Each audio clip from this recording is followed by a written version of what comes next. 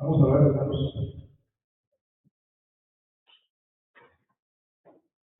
Señor, en esta tarde nos acercamos a Dios y esta gracia para aprender de ti, Señor. Queremos escucharte, queremos oír tu voz. Tú sabes al encuentro de verte y en esta actividad, Señor, de este estudio que estamos llevando a cabo en el libro de Daniel. Tú nos quieres mostrar, Señor, para eso tus propósitos, para tus planes para nuestra vida. Es lo que tú te agradas, Señor, y lo que tú Señor, te lo decía de nosotros. Por eso, en esta tarde, simplemente estamos aquí para implorar, Señor, para pedir la ayuda de tu Santo Espíritu, para que sea, Señor, enseñándonos, para que sea reuniéndonos, para que nos muestres nuestra realidad. Que podamos ser humildes, que sigan tu voz, Señor Dios. Que podamos, Señor, reconocer que estamos perdidos, que necesitamos Padre Celestial. Y Señor, de nuestra oración, de nuestra gracia, que seas tú, Señor, abriendo nuestros oídos, y que seas tú solamente el amor del Espíritu Santo ahora. Estamos en el precioso día de hacer tu voluntad. Te lo pedimos todos, y lo agradecemos todos, en el nombre de tu Jesucristo, nuestro Señor y Salvador. Amén.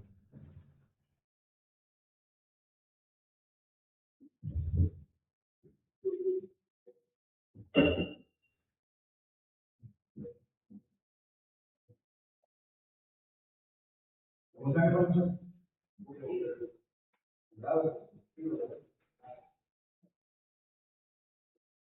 Bueno, vamos a entrar, hermanos, a estos primeros 18 versículos de este capítulo número 3. Y vamos a hablar acerca de una historia que ya todos la conocemos, ¿verdad? Creo que para aquellos que son cristianos de tiempo, niños, siempre la hemos visto, siempre la hemos recordado. Y la historia acerca de los amigos de Daniel en el lago, el lago de fuego, en el horno.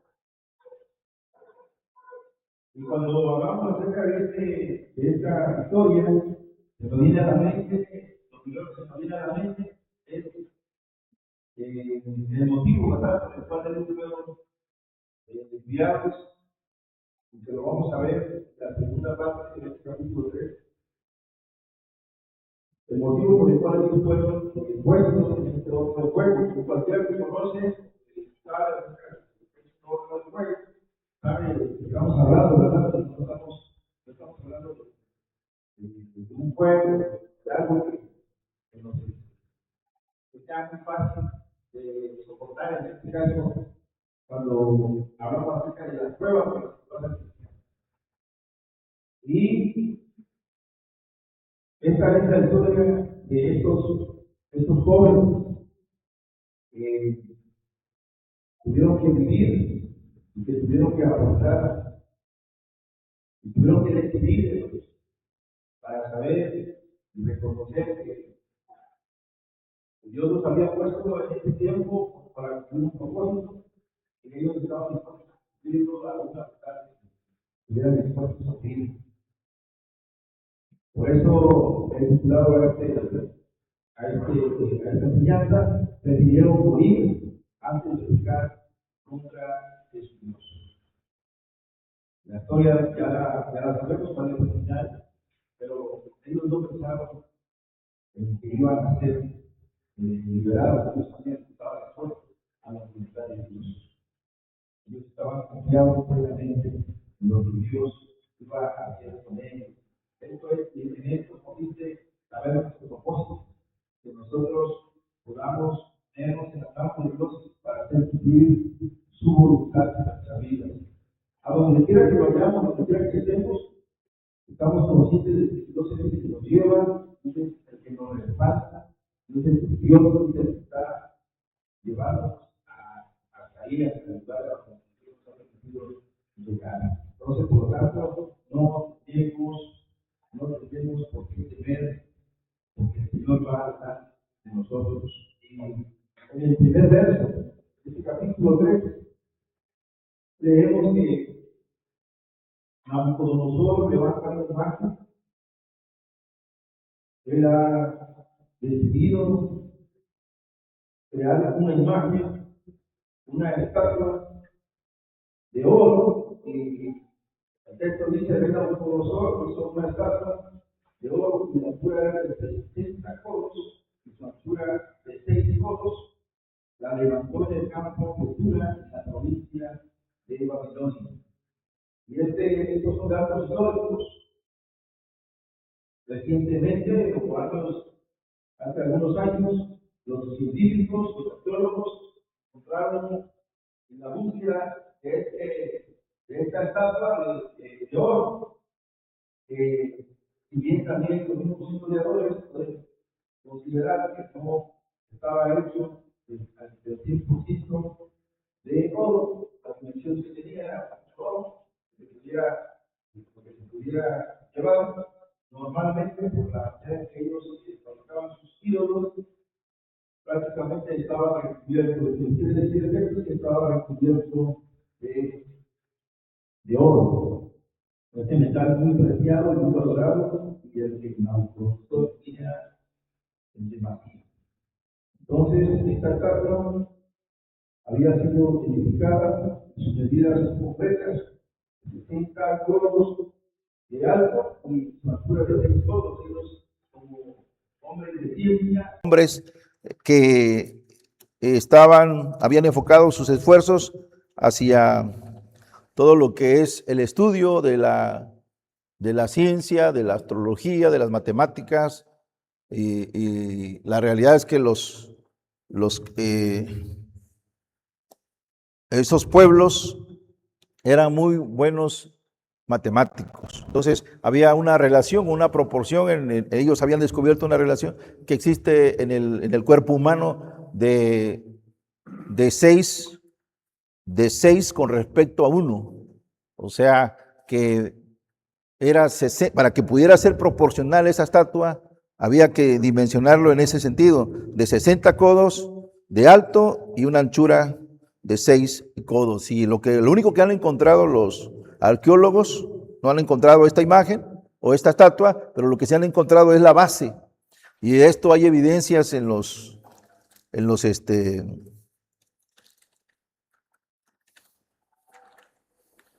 museos de arqueología de estos pueblos. Bien, hermanos, aquí es importante que también hacer referencia que se levantó en el campo de Dura, y efectivamente hay 2 lugares en ese pueblo, en ese territorio, en el que este rey Nabucodonosor gobernaba, que se llama Dura, y es ahí en donde encontraron esta parte de esta base, que era la base en donde habían edificado esta estatua. Por lo tanto, quiere decir que esta historia es una historia que no fue inventada, es una historia que tiene un fundamento histórico y un fundamento soportado, que está fundamentado en la palabra de Dios, pero que tiene un fundamento soportado en la historia. Dice el verso 2: y envió el rey Nabucodonosor a que se reuniesen los sátrapas, los magistrados y capitanes, oidores, tesoreros, consejeros, jueces y todos los gobernadores de las provincias, para que viniesen a la dedicación de la estatua que el rey Nabucodonosor había levantado. El rey, hermanos, tenía toda la intención de que, por ser él el hombre que había tomado el control, el gobierno, el poderío de esos tiempos o de esos territorios en aquellos tiempos, él estaba consciente de que su imperio era el mayor imperio de ese tiempo, el primer imperio mundial. Y no estamos hablando, hermanos, de que era un gobernante de un solo pueblo. Él tenía el gobierno de todo lo que en aquel momento existía como pueblo, como nación o como lengua. Su poder había llegado hasta lo último, hasta los confines de la tierra. Y ese gobierno y ese poderío se lo había otorgado Dios, porque recordemos, amados hermanos, que el plan de Dios para la humanidad era establecer un reino, su pueblo, y se lo había confiado a los dioses, a los reyes, perdón, de Israel, esos reyes que al final terminaron dividiendo el reino y terminó el rey del norte perdido y el reino del sur con 22 reyes. No aceptaron ese reinado, ese poderío que Dios les iba a dar para hacer ellos influencia en todo el mundo y poder ellos gobernar el mundo, en el sentido de que ellos iban a hacer un gobierno, iban a mantener un gobierno teocrático en donde Dios tenía la supremacía por encima de todos. Esa fue la invitación, ese fue el legado que Dios le dio al pueblo de Israel, pero ellos no quisieron recibir ese legado. Ellos se dejaron llevar por sus deseos, por sus pasiones, por sus proyectos, sus sueños, de tal manera que dijeron, no, Señor, eso pues sí suena muy bonito, pero pues eso no nos agrada a nosotros, no queremos eso ahora. Y el Señor, Dios Todopoderoso, lo que hizo fue que ese reino se lo entregó a ajenos, a externos. Como lo vimos en el capítulo 2, en el pasaje anterior, Dios le cedió ese reino al primer gobernante, y como lo veremos más adelante, al primer dictador, que fue Nabucodonosor.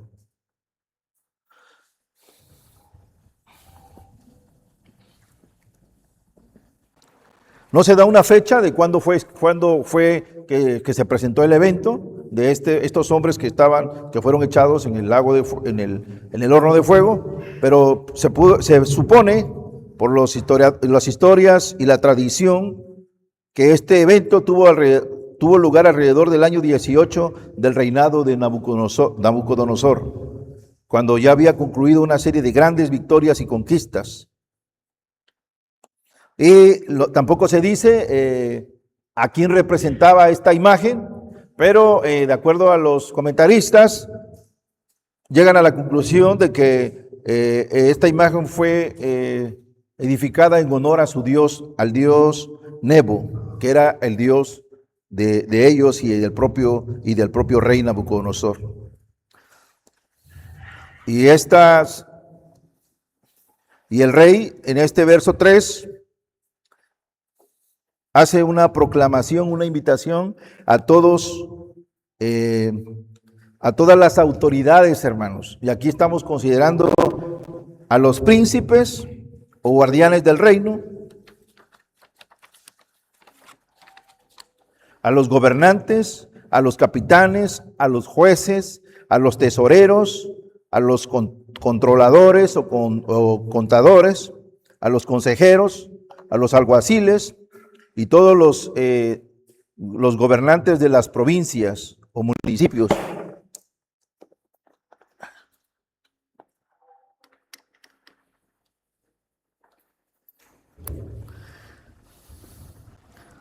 Es decir, hermanos, nos da una descripción de las autoridades civiles, militares y legales. Es la convocatoria que se hace para todo en este edicto, a todos, sin excepción, sin raza, sin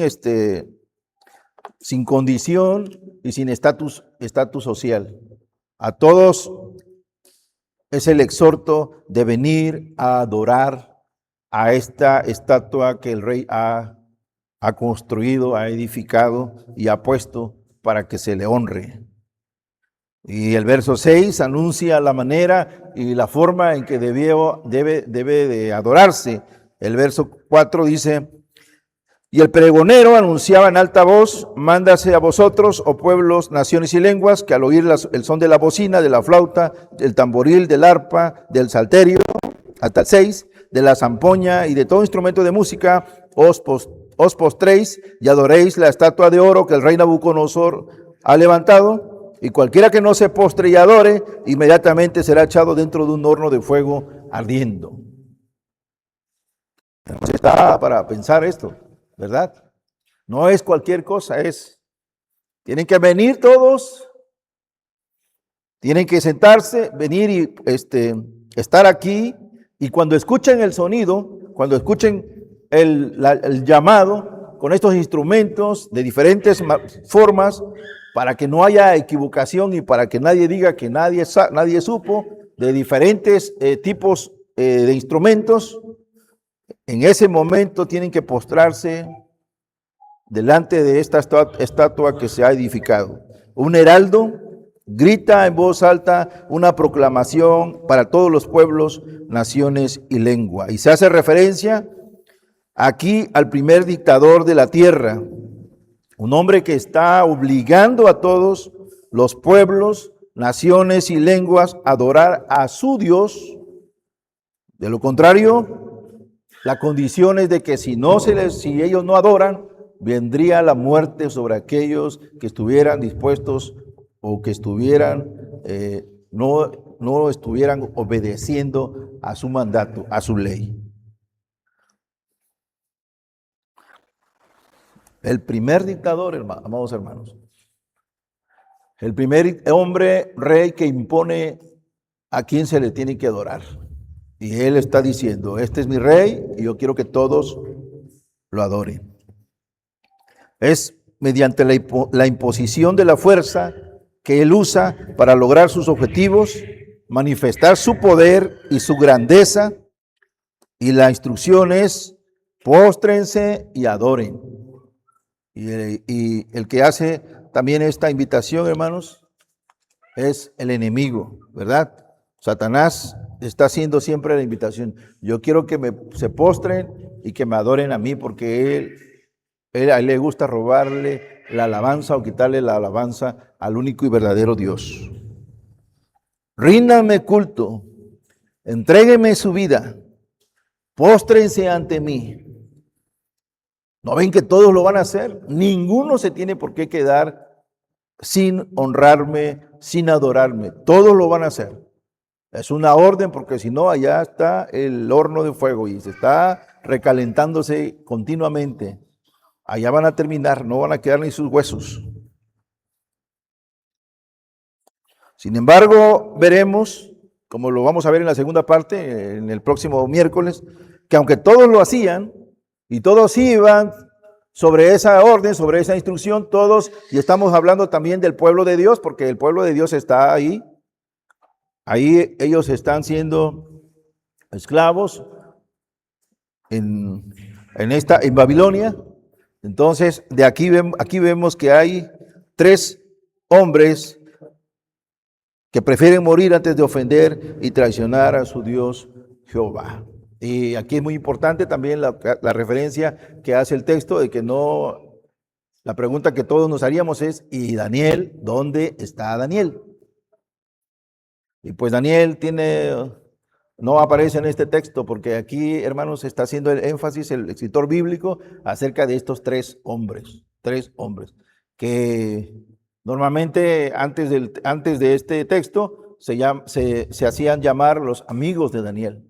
Pero aquí en este texto, hermanos, en este capítulo, vamos a ver el carácter de estos hombres, el comportamiento, la valentía de estos hombres que de tal manera que no necesitan el que sean llamados amigos de Daniel. Ellos son hijos de Dios también. En el verso 12 dice el texto, por esto en aquel tiempo algunos varones vinieron y acusaron maliciosamente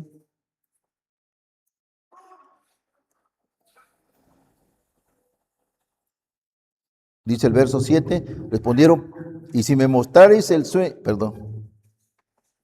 por esto en aquel tiempo algunos varones caldeos vinieron y acusaron maliciosamente a los judíos, y hablaron y dijeron al rey Nabucodonosor, rey para siempre vive. Tú, oh rey, has dado una ley que todo hombre, al oír el sol de la bocina, de la flauta, del tamboril, del arpa, del salterio, de la zampoña y de todo instrumento de música, se postre y adore la estatua de oro. Y el que no se postre y adore, sea echado dentro de un horno de fuego ardiendo. Hay unos varones judíos, los cuales pusiste sobre los negocios de la provincia de Babilonia, Sadrach, Mesach y Abednego. Estos varones, oh rey, no te han respetado. Número 1, no han obedecido. no adoran tus dioses, no se quieren someter a la instrucción, ni adoran la estatua de oro que han levantado. No reconocen, no te reconocen como su Dios o como su rey.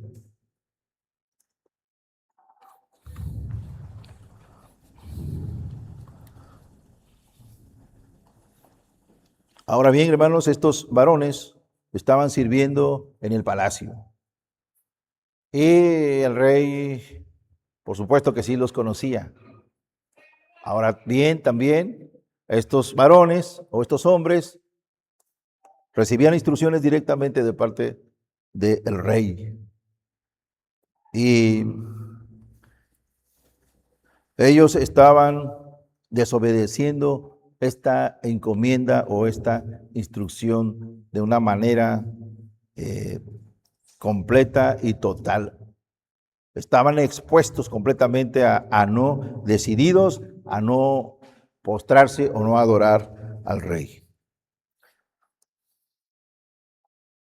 Y en este decreto que ellos habían recibido,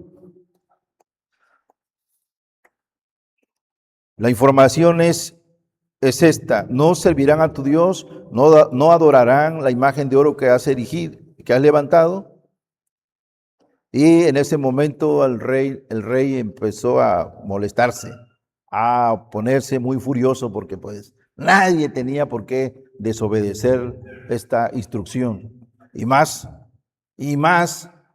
sí, sabiendo que a estos hombres él los había puesto o los había colocado en diferentes cargos públicos, donde él les había dado ese beneficio de saber que ellos iban a estar administrando el reino.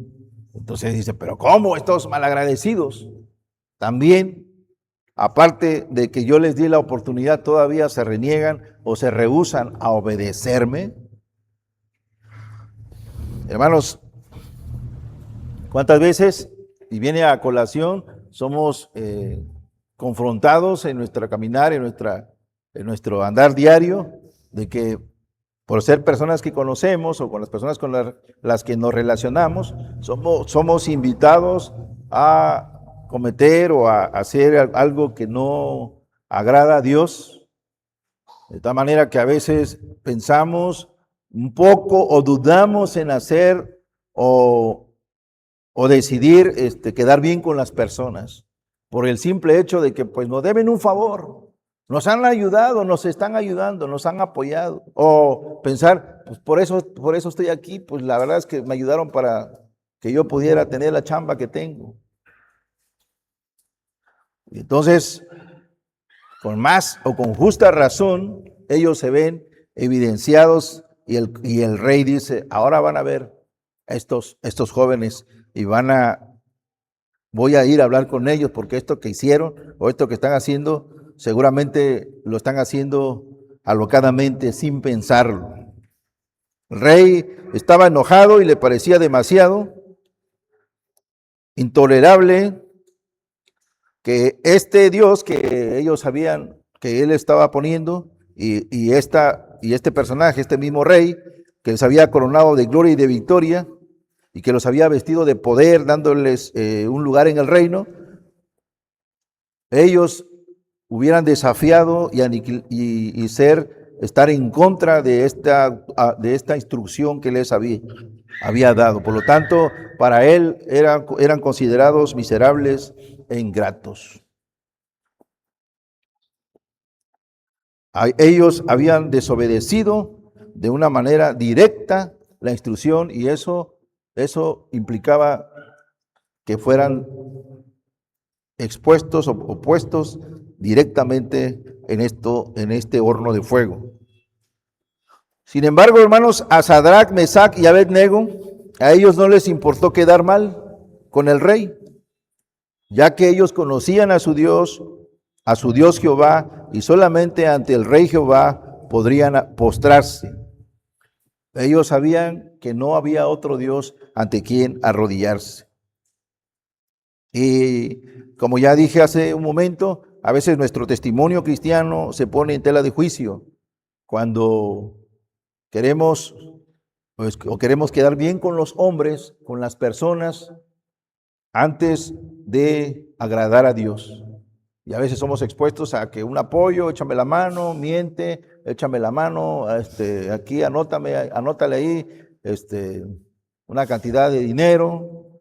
A veces somos expuestos a que, pues, tómate esta, tómate otra, y vente con nosotros. Y decimos, pues, que es mi jefe, pues, tengo que ir. Pues, si no voy, pues, no me van a dar movimiento, no me van a dar contrato, etcétera. Yo que sé, ustedes lo saben mejor que yo. Estamos expuestos en todo tiempo a esto. Pero en este texto, hermanos, vemos a estos varones que con un concepto de vida cristiana están decidiendo ser radicales en su manera de vivir. Y no ponen en evidencia o ellos no están jugando a la vida cristiana o al ser llamados hijos de Dios. Están decididos a pagar el precio. Y como ya lo mencionamos, el precio es morir en el horno ardiendo.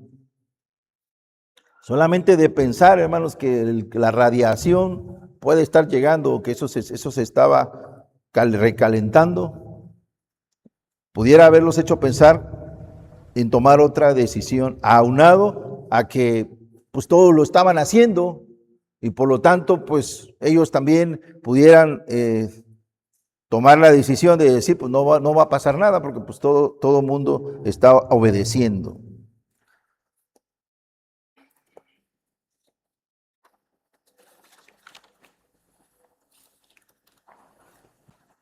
El rey, hermanos, en el pasaje que leímos, insistió dándoles una segunda oportunidad. En el verso 17, verso 15 dice, ahora pues, ¿estáis dispuestos para que al oír el son de la bocina, de la flauta, del tamboril, del arpa, del salterio, de la zampoña y de todo instrumento de música, os postréis y adoréis la estatua que he hecho? Voy a hacerme como que no pasó nada. Le voy a dar una segunda oportunidad. El rey estaba hablando con ellos y los vuelve otra vez a causar, les vuelve otra vez a decir, ustedes yo los conozco, son compañeros, son amigos o son personal de confianza en el reino. Yo creo que se están equivocando, pero vamos a hacer como que no ha pasado nada y voy a darles una oportunidad más. Cuando vuelvan a escucharlo otra vez, el sonido de los instrumentos, les voy a pedir que se postren, que se arrodillen. Y ellos, hermanos, en la misma hora, de lo contrario, en la misma hora seréis echado en medio de un horno de fuego ardiendo. Y luego viene lo que hace que el propio Nabucodonosor se coma sus palabras, porque dice, ¿y qué Dios será aquel que os libre de mis manos? Hemos llegado al punto, o hemos llegado hasta estos tiempos en que se le ha dado mucha importancia a la persona o al hecho de que primero nosotros tenemos que querernos, tenemos que amarnos, ¿verdad? Tenemos que estar bien nosotros, decía un personaje. Yo tengo que cuidarme primero, porque si yo estoy bien, mi familia va a estar bien. Si yo estoy bien, voy a hacer bien mi trabajo. Si yo estoy bien, las cosas van a funcionar mejor y por lo tanto todo inicia conmigo y todo termina conmigo. Eso es lo que las personas dicen, hermanos. Y tal es ese punto, hasta ahí se ha llegado, de tal manera que hemos valorado mucho nuestra persona, tanto que hemos llegado a pensar que el control de nuestra vida la tenemos nosotros. Cuando al final, hermanos, nosotros sabemos que nuestras vidas están puestas en las manos de Dios. Y Dios no va a pasar nada de lo que Dios no quiera que suceda, siempre y cuando nosotros estemos en sus planes, en sus propósitos, haciendo su voluntad. De tal manera que esto es una situación que vemos en la posición del rey. El rey está en una situación en donde él quiere que a él se le adore o se le respete, y él está exigiendo que él sea él se le vea como el soberano de los reyes de la tierra. Pero por otro lado, estamos viendo a estos tres hombres que están dispuestos a despreciar su vida por obedecer a Dios. Que para ellos es mejor, mucho mejor morir antes de ofender a Dios, antes de darle la espalda a Dios, antes de traicionar a Dios. Y eso es algo, hermanos, que la verdad necesitamos ponernos de pie y quitarnos el sombrero, porque no es una decisión que cualquiera está dispuesto a hacer.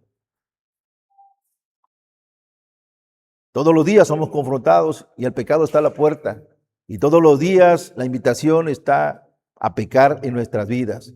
Y nosotros a veces, hermanos, decidimos darle la espalda a Dios y tomar la decisión por aquello que nosotros pensamos que pues, Dios ni se va a enterar.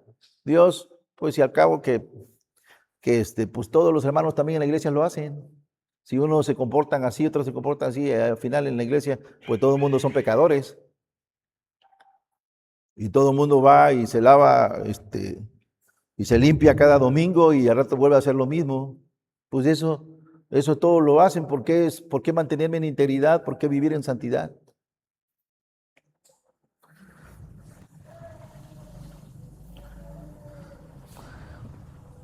Y caemos, amados hermanos, caemos en esta forma de vida tan rutinaria que pensamos que como estamos viviendo es la manera correcta de pensar y de actuar.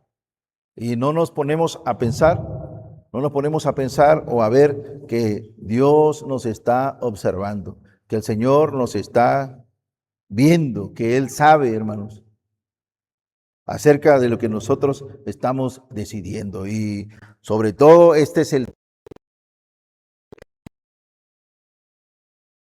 nuestros hijos, y este es el liderazgo que tenemos, y esta es la vida cristiana que los hermanos ven en la iglesia.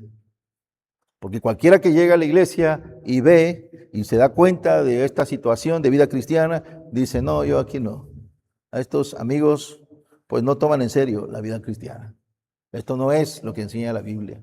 Señor, vemos que en este ejemplo, vemos que son hombres jóvenes, líderes de su pueblo, responsables de sus casas, a pesar de que los demás están adorando ya han adorado a la estatua, a ellos se les da una segunda oportunidad de que se arrepientan. Ellos dicen, yo no me voy a arrodillar ni a postrar ante cualquiera que no sea el Dios Jehová o el Dios verdadero.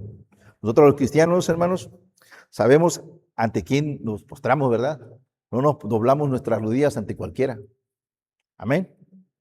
No doblamos nuestras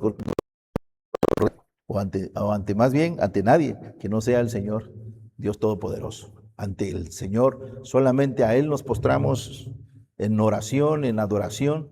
A Él le pedimos, a Él nos ofrendamos, nos ofrecemos y estamos seguros de que Él recibiremos. Y no nos postramos ante cualquier hijo de vecino, ante el jefe o ante cualquiera que nosotros pensemos, que nos haga una invitación de aceptar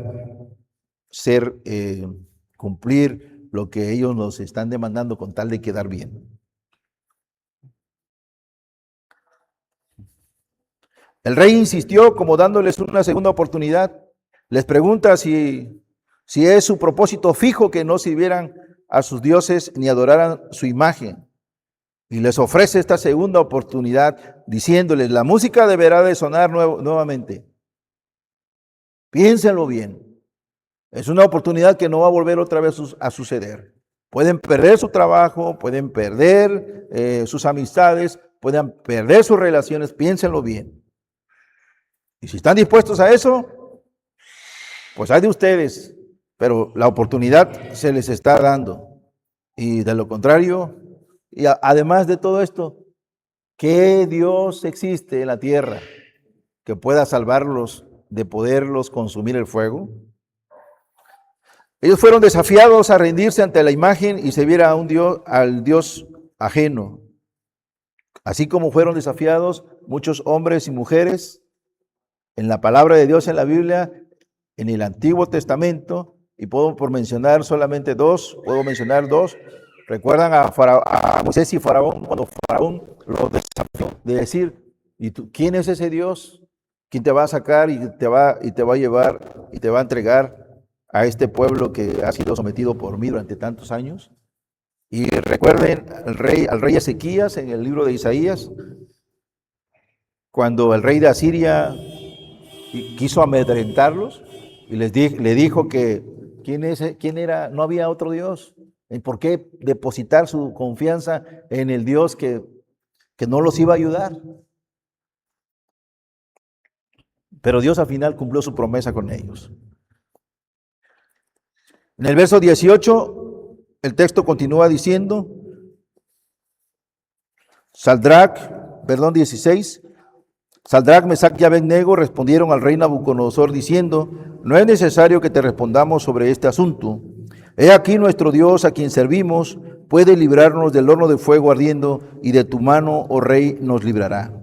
Y si no sepas, oh rey, que no serviremos a tus dioses, ni tampoco adoraremos la estatua que has levantado. Y este texto, hermanos, es un texto de excelencia en la vida de los estudiantes cristianos,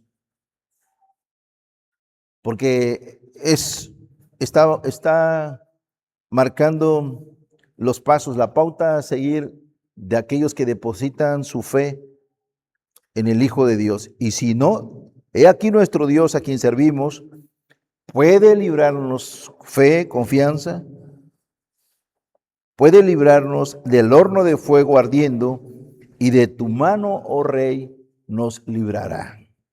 Y si no, no es que ellos estén dudando, hermanos, es que ellos están confiados plenamente en la voluntad de Dios.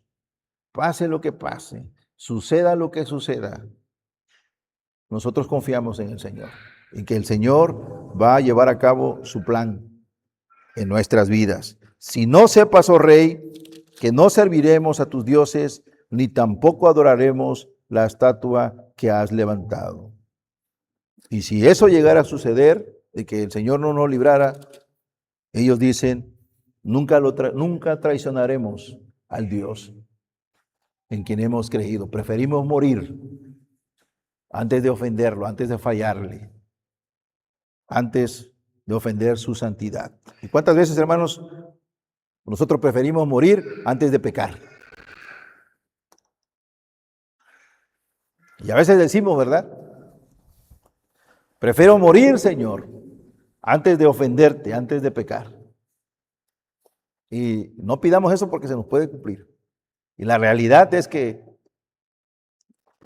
hasta ahí vamos a ser confrontados.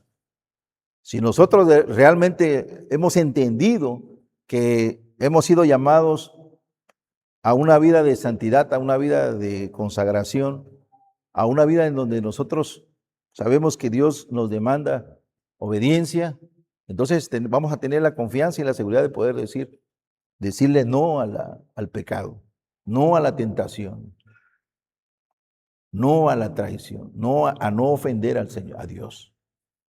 Solamente cuando hemos entendido y estemos conscientes de que el Señor nos demanda y su Espíritu nos anhela continuamente.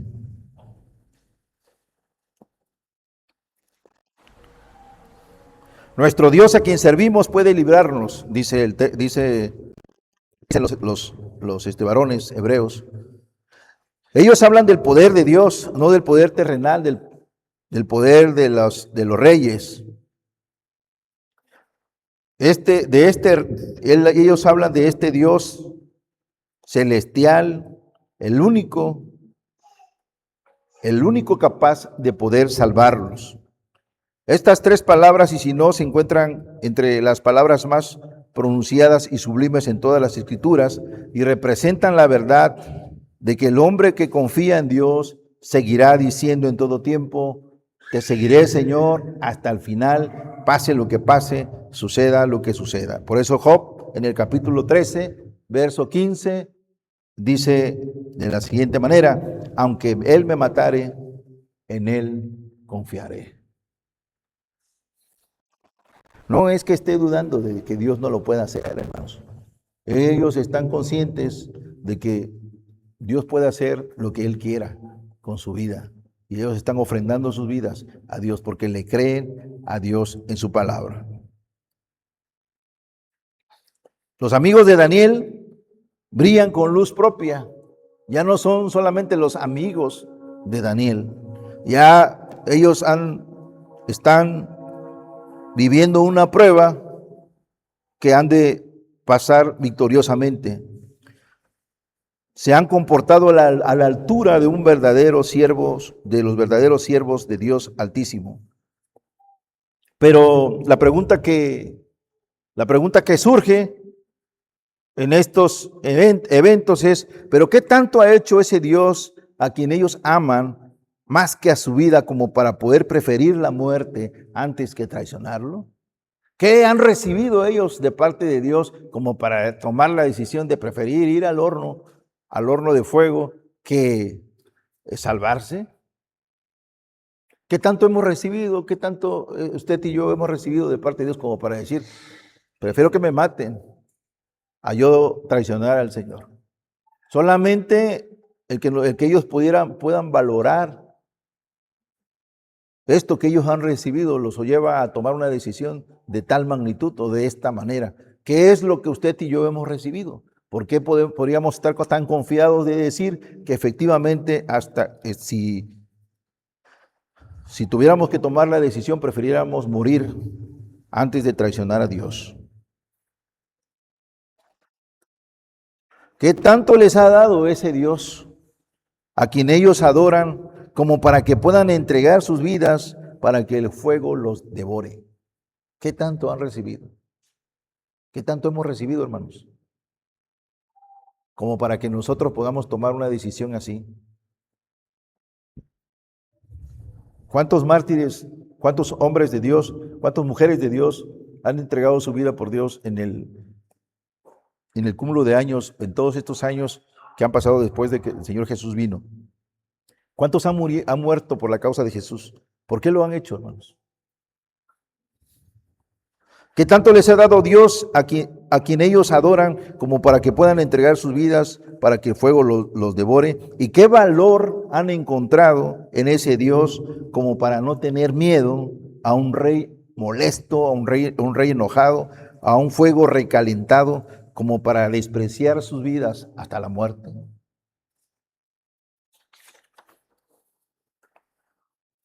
Porque ellos pudieran pensar que lo harían solo una vez y nunca más lo volverían a hacer, no habría ningún problema. Ellos también pues podrían pensar, al fin y al cabo el horno ardía y por un pecado no necesariamente tenían que morir. Nada más era adorar ahí, pues ya se le olvidó al rey, ya todos nos levantamos y pues no pasa nada. Sin embargo, decidieron entregar su vida como una ofrenda para aquel que los había escogido como un pueblo especial. Aquel que a pesar de haberlos llevado cautivos, siempre estuvo al pendiente de ellos y nunca los abandonó. Ellos seguían creyendo en el Dios que hizo los cielos y la tierra. Ellos también, hermanos, pudieran haber dicho: todos lo hacen, nosotros, ¿por qué no? También podemos hacerlo. No debe haber ninguna consecuencia. ¿Por qué nosotros no hacerlo? Y es correcto, todos lo habían hecho, todos sus hermanos judíos lo habían hecho. Todos estaban ahí postrándose ante la estatua. Todos, hermanos, excepto solamente estos tres. Imagínense todo un pueblo y ver a estos tres hombres valientes que estaban demostrando que ellos sí realmente estaban conscientes del Dios en quien ellos habían creído. Ellos, todos menos ellos, porque sabían que Dios es galardonador de los que le buscan y Él recompensa la fidelidad de sus hijos. Dios es fiel para con sus hijos. Si Él me negare, como dice el texto, yo también lo negaré. Ellos no comprometieron su corazón ni jugaron con su conciencia, pudiendo pensar que era una obediencia al rey, y pues las órdenes del rey se ejecutan, no se discuten, ¿verdad? Cuando decimos, es que el rey lo mandó y si el rey lo dijo, pues hay que obedecer al rey.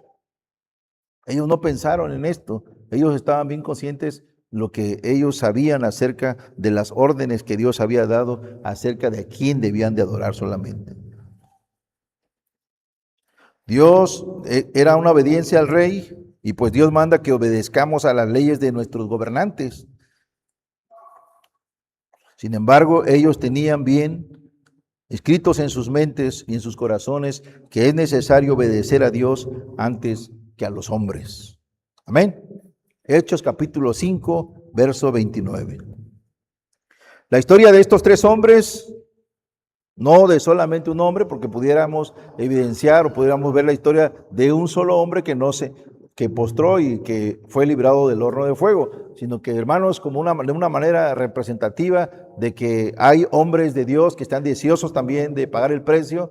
La enseñanza es de no solamente de uno, sino de tres hombres, líderes de su pueblo, hombres fieles a Dios, que sirvieron de ejemplo a su pueblo de a quién se le tiene que adorar.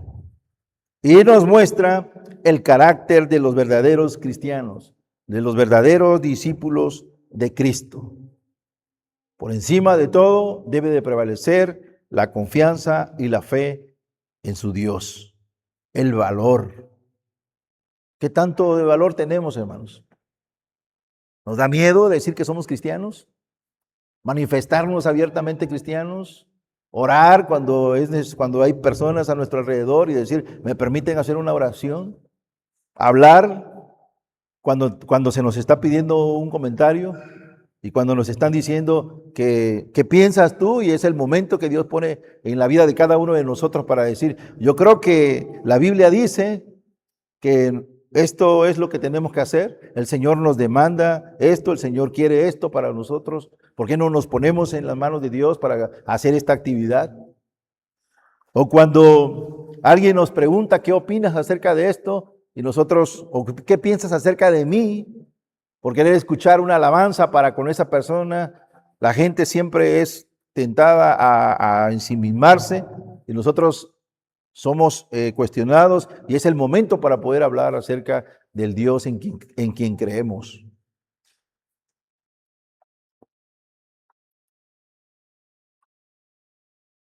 Nos muestra el carácter de los verdaderos discípulos de Cristo, el valor de los verdaderos cristianos. No tienen miedo de hablar de Cristo. No tienen miedo de manifestarse completamente cristianos, abiertamente cristianos. No tienen miedo. Quizás por estar viviendo muchos años en la vida secular y después de venir a Cristo, se les dificulta a algunos hermanos manifestarse abiertamente cristianos. Pero Dios nos llama a que lo hagamos, a que donde quiera que vayamos siempre digamos, nosotros somos cristianos, nosotros somos siervos del Señor. Yo soy un siervo del Señor y mi familia también sirve a Dios. Y nosotros creemos en la palabra de Dios, tenemos a la palabra de Dios como norma de fe y de conducta para nuestras vidas. Y empezamos a hablarles a las personas de Cristo. De esta manera estamos dando testimonio de nuestra fe y de esta manera estamos dando testimonio de que el Dios en que creemos es el verdadero Dios. No tienen miedo de declarar su fe, porque su fe está depositado en el único y verdadero Dios. Los cristianos que actúan de esa manera están bien conscientes de que el Señor nunca los defraudará. Él se complace en cumplir su palabra. Deuteronomio capítulo 7, verso 9. Lo vamos a leer, hermanos. Y de esta manera terminamos. Deuteronomio capítulo 7, verso 9.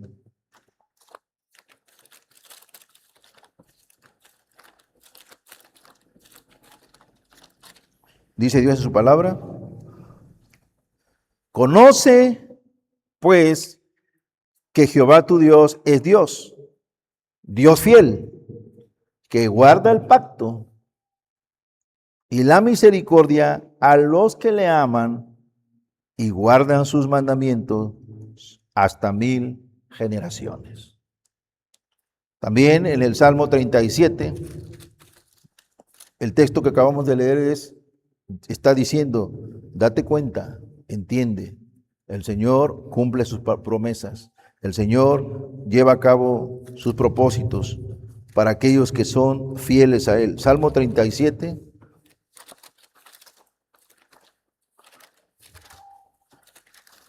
verso 28, dice Dios en su palabra. 37, verso 28. Porque Jehová, dice el verso 28, porque Jehová ama la rectitud y no desampara a sus santos. Para siempre serán guardados. Amén. ¿Cuántos dicen amén? Mas la descendencia de los impíos será destruida. Si ustedes y yo somos fieles a Dios, hermanos, Dios cumplirá su palabra en nosotros. La descendencia de los impíos será destruida, pero en nosotros, hermanos, Dios obrará a bendición. Salmo 97, verso 10. Y con este texto vamos a orar y dar gracias a Dios. 97, verso 10. Dice Dios en su palabra: los que amáis a Jehová, aborreced el mal. Denle la espalda al pecado, denle la espalda al mundo, aborrezcan lo malo.